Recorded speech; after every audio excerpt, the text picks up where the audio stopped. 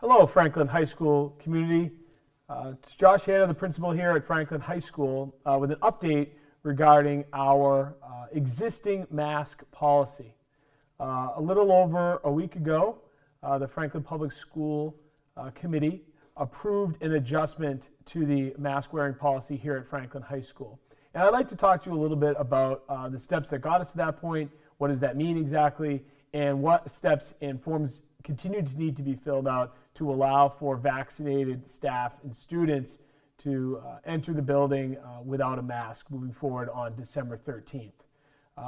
First of all, earlier in the school year, as you can see in some slides as I'm discussing, the Franklin High School had been approved for a waiver from the state of Massachusetts to allow for fully vaccinated students and staff to be mask optional. And that waiver was approved based on a number of different pieces of information.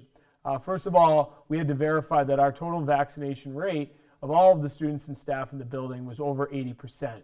And about a little over a month ago, when those numbers ran to apply for the waiver, our numbers were at 82%. Based on the continued vaccination of students and staff, we predict those numbers to be beyond that at this point right now. Adding to that, we have seen very minimal number of cases here, total number of 10 actually, leading up to the school committee meeting right before the Thanksgiving Day break.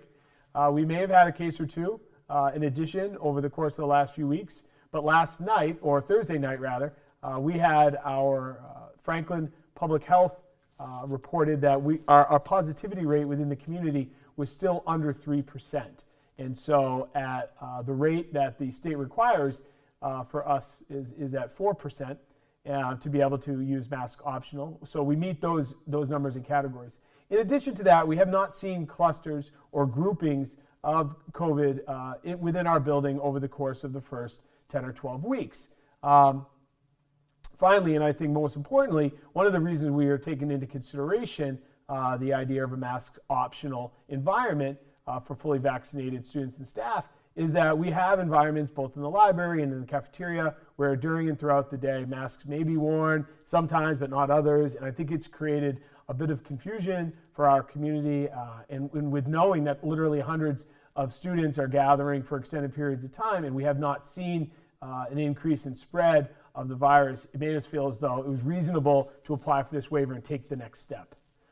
So with that, the state of Massachusetts took into consideration our waiver and allowed for us to move forward with that policy. You can see the actual letter from the state allowing for the school committee to take into consideration what we've reported and to give the autonomy to the school department to move forward with a more mask optional protocol or policy.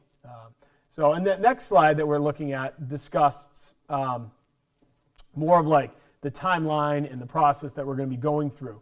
So since the holiday break for Thanksgiving, we will have been masked for this past week and for next week. So you're up until the 10th of December, masks will still be mandated.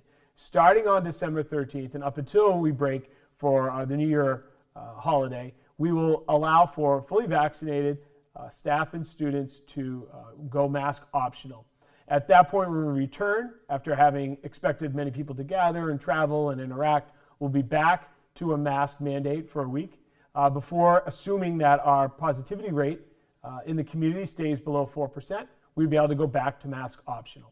And so this is a trial process, part of an experimental process we've been in for the last year and a half dealing and adjusting with this virus.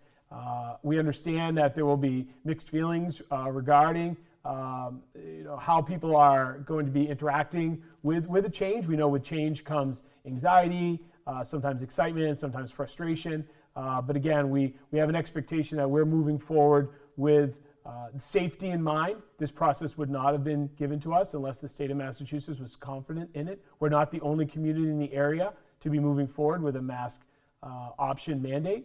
And what I'd like to continue to emphasize is that masks will be optional to wear, regardless of your vaccination status. So for example, as we consider like how that might feel, my approach will be to wear a mask more kind of like this, under my chin, where I'll be able to, if I'm in the environment of someone who I know or has said that they're feeling a little bit more anxious about this, I would be able to put the mask up above my nose, still carry on with the business of the day, and then when I'm not in that person's space, I could take it down. Now that's not what everyone's going to be expected to do. If you're verified as double vaccinated and follow the steps in which we're putting forth, then masks will not be something you need to interact with. However, I think it's important to just call out that not everyone is in the same place when it comes to how they're feeling around this most recent change. And so really, again, just a reminder for all of us to be respectful and kind to each other as we navigate through this. One important message is obviously we wouldn't tolerate any assumptions, name calling, bullying, etc., things of that nature around the mask. Wearing the mask does not mean that you're not vaccinated per se. As we've stated, anyone can wear a mask. And for those that are not wearing a mask, but we don't have the information, we will be following up. There will be a process. We'd like to stay away from discipline as best we can, but understanding that there is still an expectation, if we don't have information around your vaccine status, that you will be wearing a mask. And shortly after the video, after you see the video, we'll be able to share the link to fill out the information to show with us, the school, that you're ready to take this next step. So really, the big idea is being kind to each other and making sure that we can move forward with this mask optional process in a as least disruptive manner as possible. Finally, in terms of mitigation factors and reasons why we feel comfortable and confident moving forward into the next stage, is all of the things that have been done here at Franklin High School over the last year to make sure that our area, our facility, is indeed safe. If you can look at that next slide, looking at UVI systems within our, and you can see that as a picture of one. Those are, I think, 6 or so of those are on the roof of our school that are consistently allowing for all the air that's getting circulated in the building to be scanned through UV light to kill in its course any virus or germs, etc. It keeps our air very clean. We have additional PPE for any staff or students who would like to interact with that as a way to feel even more safe.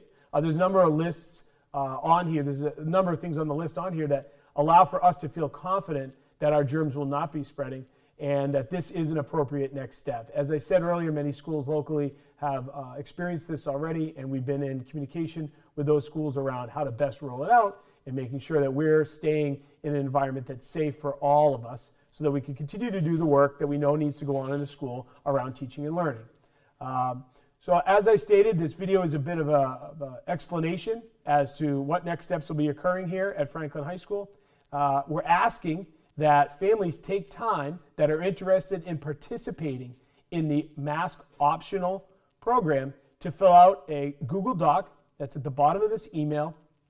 It's a form, actually, that asks for a little bit of an information piece, and that allows us to know you're willing to sign up for this trial, so to speak. We'll continue to re-examine it based on a number of different factors, including the positivity rate within the school, within the community, and how it is impacting our school in terms of clusters.